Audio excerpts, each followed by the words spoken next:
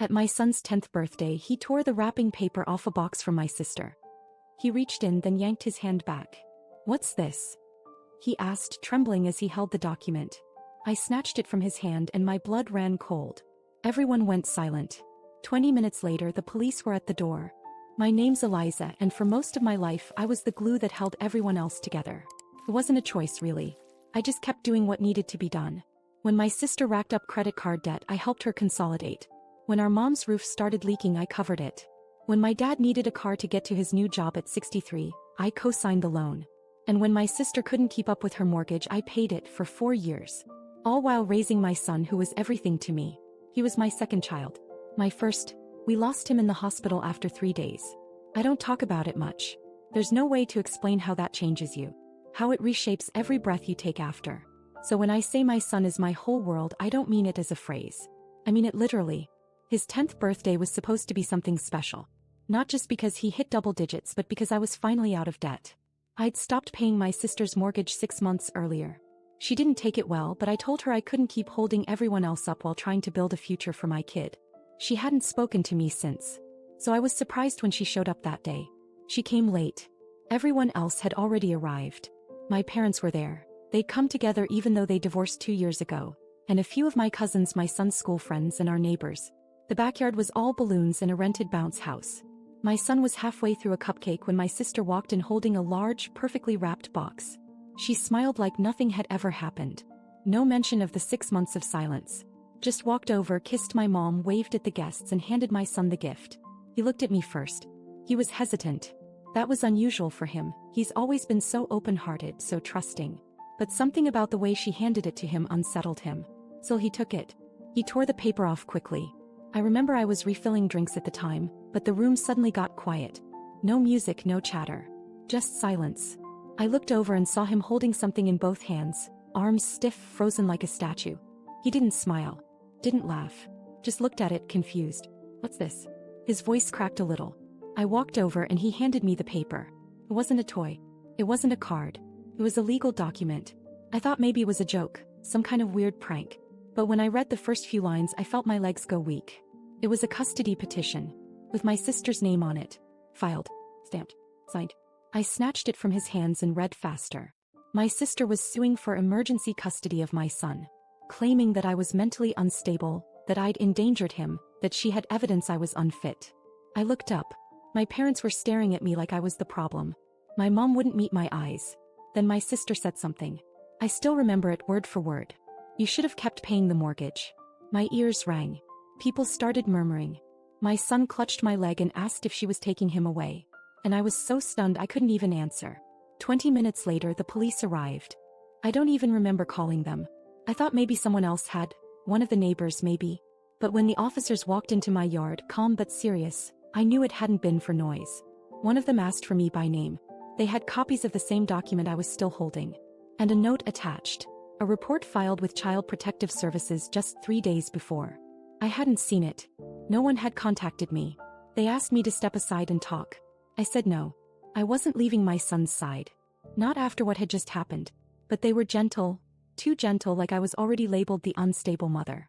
My heart was beating so loud I couldn't hear anything else.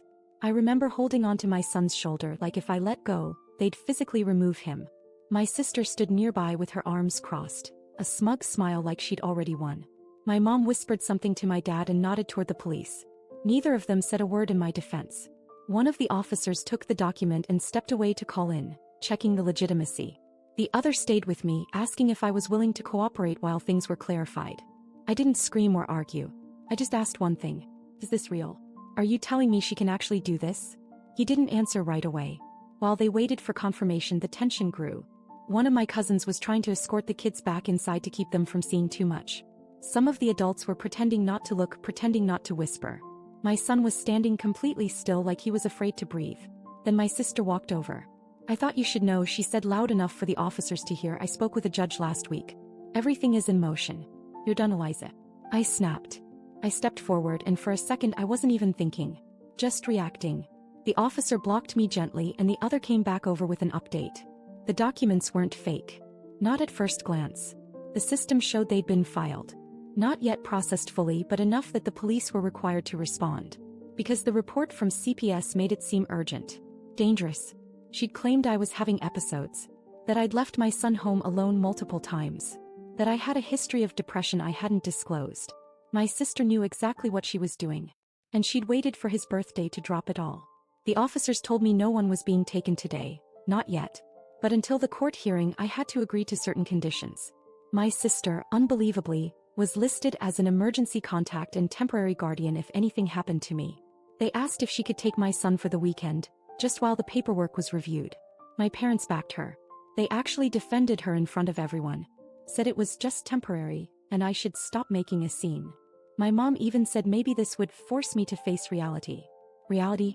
The only reality I could see was my son looking at me like he was already being taken. I told them no, absolutely not. That's when my sister whispered something into the younger officer's ear. He nodded and stepped away again. I don't know what she said.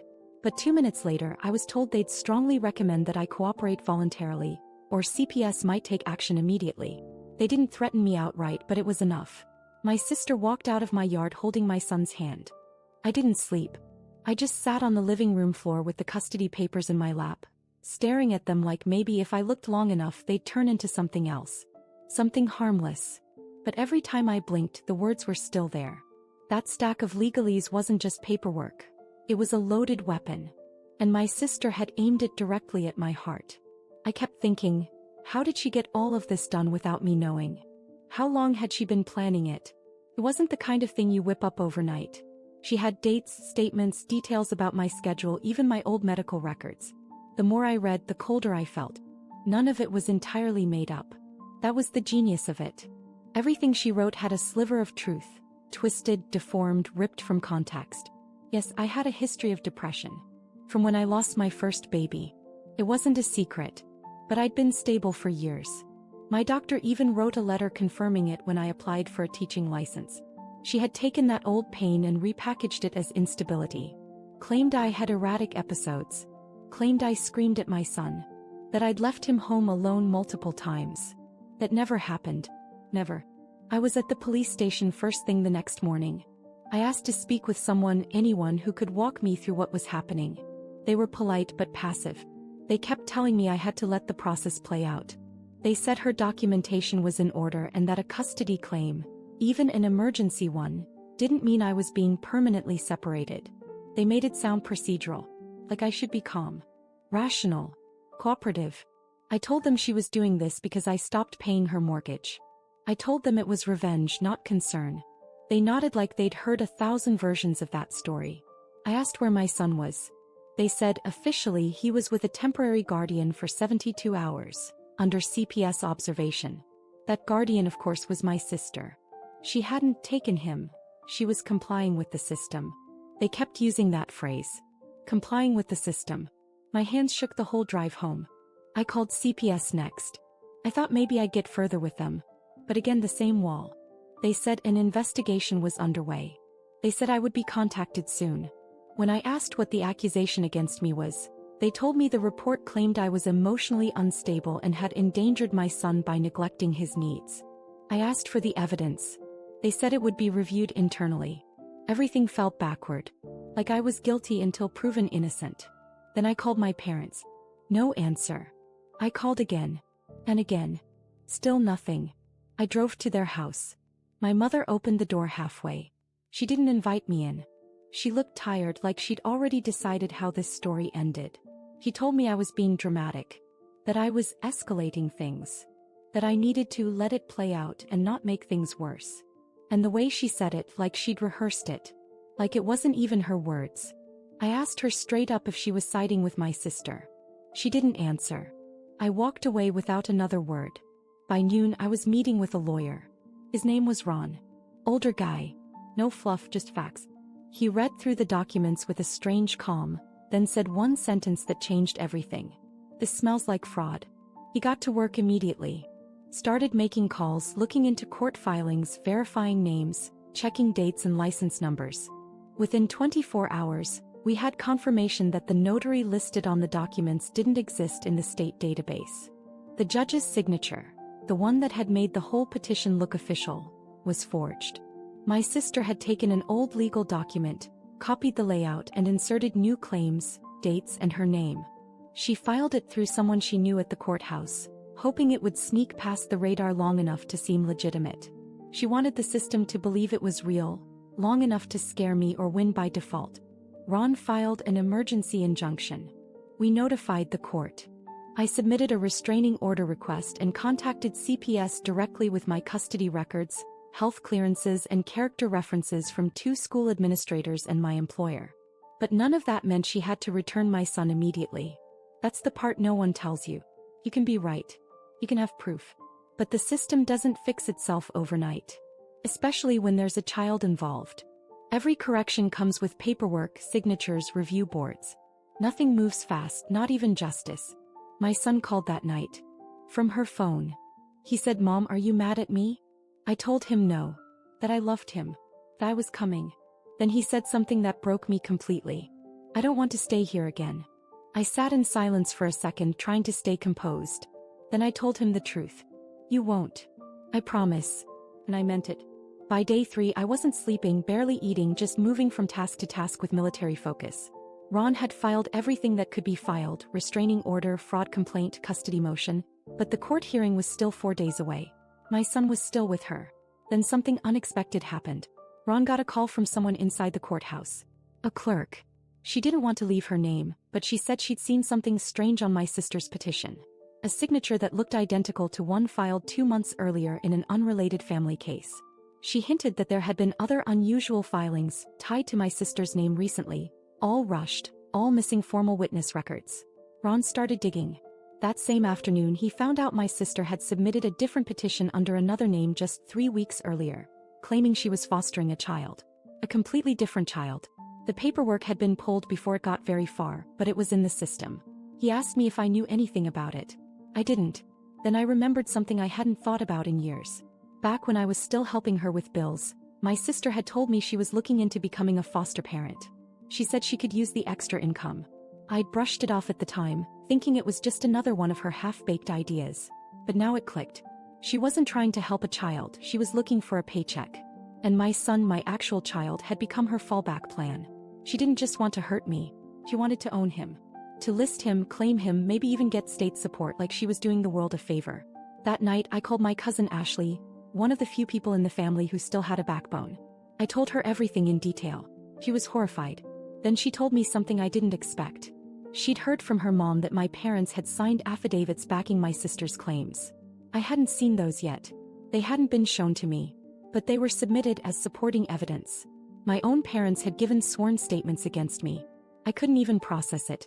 I was still thinking of them as neutral, passive, maybe confused. But they weren't confused. They were complicit. That changed everything. Ron used that information to subpoena the full case file. The affidavits came through the next morning. Reading them felt like betrayal burned onto paper. My mother had written that I was emotionally volatile since the loss of her first child, and had unpredictable mood swings. My father wrote that I had severed family ties recently and refused contact, which made them concerned for my son's stability and emotional development. These were the same people I'd been helping for years. The same people who let me pay their bills, fix their problems, carry their weight. They'd sold me out to keep my sister's fantasy alive. I wanted to scream, but I didn't. I scanned every page and sent it to Ron. He said this changed everything. We filed new motions that afternoon, this time with a formal fraud complaint naming my sister and including evidence of the earlier fake foster petition. Ron also filed a motion to have my parents' affidavits disqualified, citing conflict of interest and perjury concerns. And then something else happened. My sister slipped. She showed up at my son's school without notifying CPS or the court, and told the front office she was taking him home early. She used the forged paperwork again, but this time the office manager, who knew me well, called the school district legal desk. That's when things blew up. The district put a hold on his release. CPS was notified immediately. The school called me. I got there 10 minutes later and walked into the front office where my sister was screaming at the staff, holding the same bogus document she tried to use at the party. I didn't even have to say anything. CPS showed up 15 minutes later. This time they took him, not from me but from her.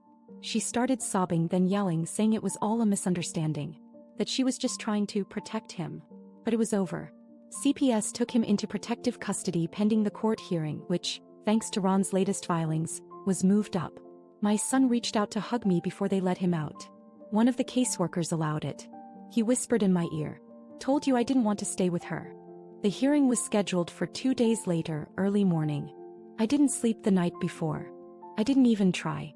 Ron and I spent every minute reviewing every piece of evidence, every inconsistency in her story, every signature and timestamp.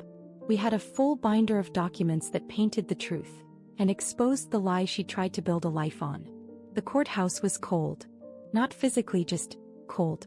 The kind of place where people learn quickly how little emotions matter in the eyes of procedure. My sister showed up looking put together, but I could see the cracks. Her confidence was gone. She didn't look at me. My parents were behind her. Not sitting with her, not exactly, but clearly not with me either. The judge opened the case. Ron spoke first, laying out a timeline so airtight there wasn't even space to blink. He walked through each filing, showing how my sister had submitted forged documents, presented false medical claims, and tried to exploit a personal tragedy for her own gain. Then came the bombshell. The 2 separate fraudulent filings. One for emergency custody, the other for a fictitious foster child, both using similar forged notary details. The judge asked if we had verified proof that the documents were fabricated. Ron produced a sworn statement from the actual judge whose signature had been forged, plus verification from the Secretary of State that the notary was fake. I watched my sister shift in her chair. Then the judge asked her to explain. She started rambling. Said she was worried about my son. That she only meant to help. She denied forging anything. Blamed someone else. An unnamed friend who might have helped her file things. Said she didn't read everything before submitting. She cried. He tried to spin it as a big misunderstanding. That's when the judge cut her off. He asked if she had anything else to say in her defense. She said nothing. Then the judge turned to the affidavits from my parents. He asked them to come forward and explain why they had submitted sworn statements against their own daughter. My mom went up. She looked fragile but not sorry. She said, "We didn't want to pick sides. We just thought, maybe she wasn't coping well." The judge asked if she understood that lying in a sworn affidavit is perjury. She froze. And for the first time looked scared. Then the judge ruled. My sister had attempted to obtain custody through fraud, forged signatures, and manipulation of court process. She was officially barred from any legal guardianship, access, or contact with my son. My parents' affidavits were struck from the record. And the judge referred both my sister and the documents to the district attorney for criminal investigation. Ron turned to me and whispered, "That's as clean as it gets." But it wasn't over. Not yet. As we walked out of the courtroom, I saw my sister trying to talk to my parents. My dad shook his head and walked away. My mom stayed behind, her face pale as my sister kept talking, fast and desperate. I couldn't hear what they said. Ron nudged my elbow. We had one more stop to make. We went straight to the CPS office. And that's where I saw him. My son sitting at a desk, doodling on a worksheet. When he saw me, he dropped the pencil and ran. I didn't care who was watching. I held on to him and promised I'd never let anything come between us again. And I meant every word. Bringing him home was quiet. No celebration, no cake like we'd had the week before, no bounce house. Just silence, safety, and the overwhelming relief of knowing he was back where he belonged. My son asked if she would come again. I told him no. That part of our life was over. The criminal investigation against my sister moved fast. The forged judge's signature, the fake notary, the previous fraudulent foster petition. It was enough for the DA to press charges. She tried to play the same game in court, blaming mysterious friends and vague confusion. But the system wasn't buying it anymore. She was found guilty of filing false legal documents and attempting to commit custodial interference. The sentence wasn't long, probation, fines, community service, but the label stuck. She lost any legal right to ever pursue guardianship again. Every record bore the truth now. Her name was tainted. My parents didn't take it well. I thought maybe they'd apologize. Realize how deeply they'd betrayed me. Instead they went silent. Months passed. Then one day I got a letter from my mother. A full page of excuses. She said she didn't really believe my sister, but felt pressured to support both daughters. She said she hoped in time we could all be a family again. I didn't reply. That part of my life was closed. I moved. Not far, just enough to be out of reach. Changed my number. Tightened every legal loop. Full custody reaffirmed, emergency contacts updated, school records sealed. I even updated my will. At my son's next birthday, we kept it simple. Just us and a few friends. A quiet party, a new bike, and a small chocolate cake. He smiled the whole time. And for the first time in over a year, I did too. I've learned that blood doesn't guarantee love. That loyalty isn't something owed, it's something earned. My sister learned that lies eventually collapse. My parents learned that staying neutral is just another form of betrayal. Me. I learned to draw boundaries like stone walls. No one uses me again. No one uses my love as a weapon. And no one comes for my child. Not ever again.